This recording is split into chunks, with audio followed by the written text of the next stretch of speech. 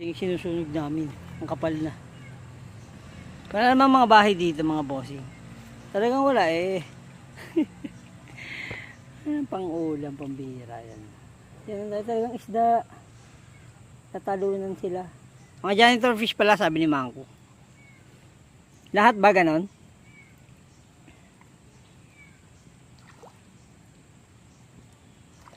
Yan ako punta.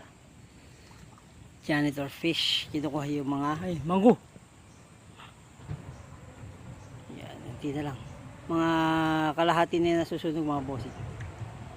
Makabisa na kami ng 1 kilong bigas dito. Ganda rito. Konting linis lang to, hindi naman masyadong karumihan. Sa Maynila nga nalinis eh. Diba? Pang gagawin natin di mag janitor fish watching na lang muna tayo. Mangko. Ayun. Hoy! Saan ba? Hindi makita. May apoy. Liwanag kasi masyado eh.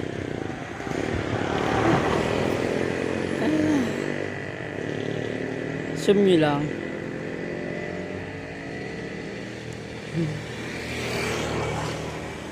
Yung mga isda, kitang-kita rito tumatalon-talon.